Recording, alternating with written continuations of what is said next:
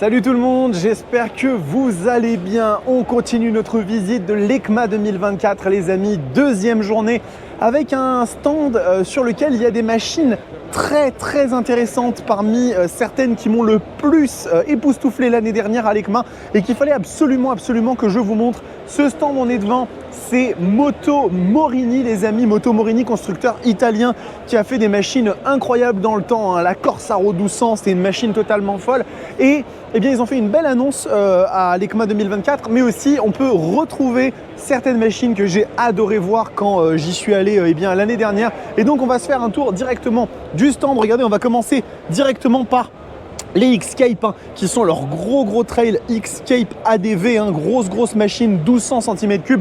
C'est du gros bicylindre en V, hein, avec des beaux équipements, avec, regardez ici, du freinage Brembo, on a du SC Project aussi sur les machines, les écrans de très bonne facture ici, regardez un très beau écran TFT sur la moto, regardez aussi cette version là comme ça en rouge, elle est vraiment très belle, très jolie cette version de la X-Cape.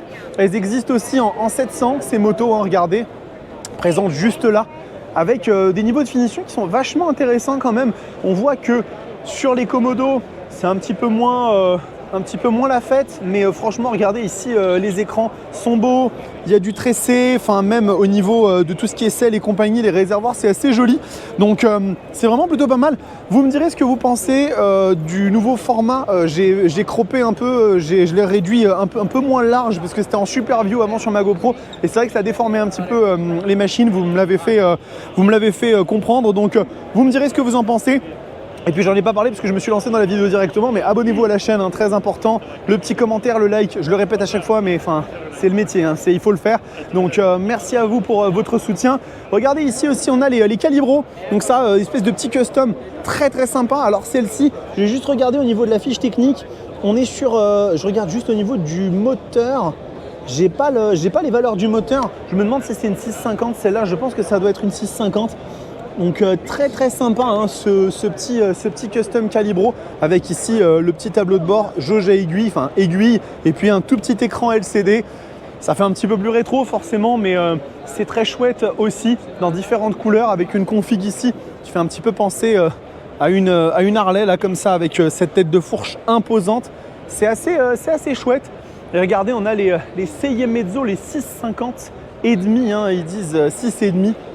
Regardez, 6,5 ici, Sei Mezzo, très joli, ça en mode un peu café racer avec une tête de fourche un petit peu néo-rétro. Celle-là fait un petit peu plus trail avec cette petite partie là comme ça ici, le garde-boue qui est cool. Et regardez, hein, encore une fois, hein, les mêmes écrans TFT, toujours des choses assez chouettes. Je pense que ça doit être une nouveauté. Ça doit être une nouveauté qu'ils ont annoncé, une 450, la Hike, All TR Hike. Ils avaient beaucoup d'annonces à faire à l'EICMA. Donc j'ai pas tout suivi, vous savez, c'est compliqué. Avec une petite tête de fourche qui fait vachement penser à celle d'une MT10. Vous savez, avec les deux lentilles un petit peu rondes, plus les deux fentes lumineuses au-dessus.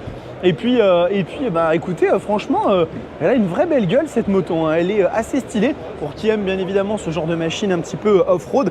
Regardez, hein, ici, tableau de bord vertical. Ça c'est normal, hein, sur du trail off-road, il faut du tableau de bord vertical, sinon ça ne fonctionne pas, hein, pour avoir cet effet un peu roadbook quand on part en rallye. Vraiment très cool. Et là, je pense que ça par contre, c'est des nouveautés. Ça, c'est des nouveautés les amis. Moto Rumble V-Twin. Un petit custom assez chouette. Ça, je suis vraiment quasiment persuadé que c'est de la nouveauté. Très sympa. Une 3,5. Alors ça par contre, c'est pas de la nouveauté. Ça c'est une ancienne, ça. Et plutôt sympathique aussi, très jolie. Et là, regardez, pareil, ça doit être ça. Je pense, à mon avis, c'est la réinterprétation de cette moto-là. J'ai pas toutes les infos. Là, par contre, vous avez vraiment une des grosses nouveautés annoncées par Moto Morini, la X-Cape 700 dans une nouvelle version. Ou alors peut-être que je dis une bêtise. Non, excusez-moi, c'est pas celle-là, c'est l'autre, excusez-moi. Désolé, hein. Je suis venu moins préparé, je découvre un peu avec vous parce que effectivement, il y a un certain nombre de choses que je n'ai pas suivies chez Moto Morini. Mais vous allez voir, celles qui sont vraiment cool, elles sont juste après. Regardez. La Milano, ça je l'adore, je la trouve vraiment très très belle cette machine et elle est très bien équipée, vous pouvez le voir. On a du Brembo, on a un beau moteur, 1200 cm3. C'est a priori de ce que j'avais compris l'année dernière, c'est le moteur de la Corsaro 1200 qui a été réinterprété, passé aux homologations Euro 5 et compagnie pour pouvoir s'insérer comme ça dans un châssis de machine un petit peu roadster très dépouillé, façon un peu monster à l'ancienne. Je la trouve vraiment très très sympa cette Milano et on va arriver à ma chouchoute, celle qui a été ma moto préférée de l'EICMA 2023, celle que j'ai trouvée la plus belle et celle qu'encore aujourd'hui est très probablement dans le top 3 cette année. Je vous la montre, la Moto Morini Corsaro Sport. Regardez-moi cette merveille, elle est absolument fantastique cette machine. Quel look, quelle gueule, elle est incroyable. C'est vraiment du design italien dans toute sa puissance, mais en même temps, je sens pas tant que ça les inspirations Ducati. Je sens que la moto a vraiment son identité à elle, avec cette tête de fourche vraiment assez unique, avec des équipements qui sont de très très belle facture. Vous voyez que là, on a du Brembo, il me semble que la fourche c'est du Marzo, donc c'est plutôt pas mal du tout. J'adore les deux sorties d'échappement comme ça de chaque côté, ça lui donne vraiment un air très très très stylé à la moto. Petite poupe comme ça, vraiment bien dessinée. Et après, regardez, c'est éteint, mais au niveau du tableau de bord, je vais essayer de vous le montrer comme ça. On a un petit écran TFT. J'adore là les petites réglettes là pour la suspension. C'est vraiment super sympa. Elle est magnifique cette moto, j'ai hâte de vous la tester. On est sur un bicylindre en V qui fait je crois environ 95 chevaux, quelque chose comme ça. Donc c'est pas un foudre de guerre niveau puissance, mais on sait déjà que ça suffit largement pour s'éclater sur la route et faire vraiment plaisir. Donc elle est encore aujourd'hui dans mon top, vraiment elle est magnifique cette moto, je la trouve incroyable.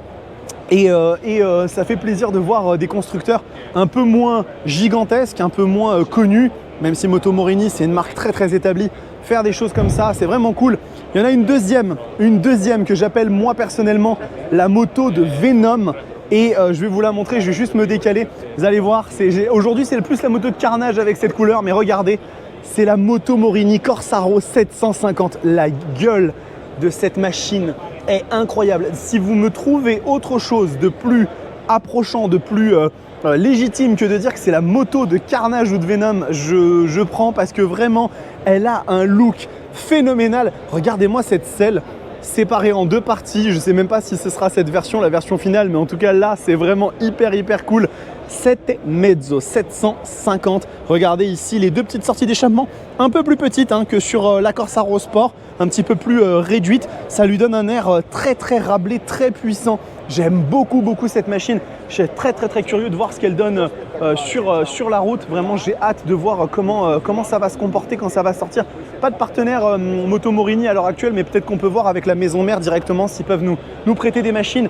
Et regardez, franchement, ce look est incroyable. Ses yeux, ils veulent tout dire. Ils racontent toute l'histoire. Elle est vraiment très impressionnante.